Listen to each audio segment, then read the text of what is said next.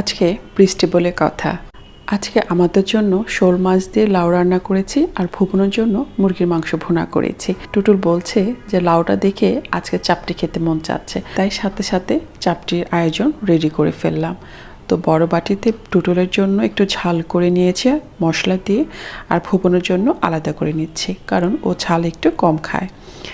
আর কিভাবে কি তৈরি করতে সেটা আমার আগের ব্লগে আছে, সেটা তোমরা দেখে নিতে পারো।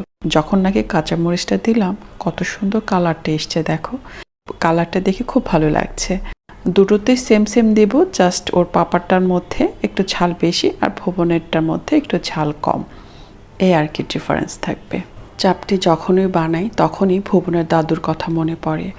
মাও খুব চাপটি পছন্দ করত। বাসায় যখনই লাউ রান্না করতাম বেশি করে টমেটো দিয়ে, তো দুপুরে ভাত খেত আর বলতো লাউটা খুব মজা হয়েছে, এই লাউ তরকারি দিয়ে চাপটি খুব মজা লাগবে।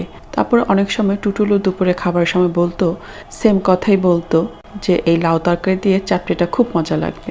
আবার অনেক সময় এইভাবেও বলতো, লাউটা অনেক মজা হয়েছে, রাতে চাপটির আয়োজন করো।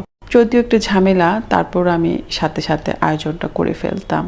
আসলে সকালে যেমন তেমন রান্নাঘরে একেবারে রান্না করে ঘরে চলে আসি, সন্ধ্যায় একটু রান্নাঘরে যেতে শুধু আমি কেন, আমার মনে হয় আমার মতো যারা যারা আছো সবারই একটু হলেও খারাপ লাগে।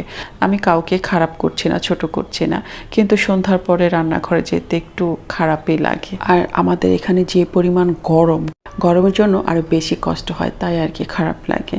এর জন্যই আমি চেষ্টা করি আমার রান্নাঘরটা সবসময় ক্লিন রাখতে, সবসময় গুছিয়ে রাখতে, যেন যে কোনো সময় আমি রান্নাঘরে গেলে আমার মনটা যেন ভালো হয়ে যায় এবং রান্না করার আগ্রহটা যেন আমার আরও দ্বিগুণ বেড়ে যায়।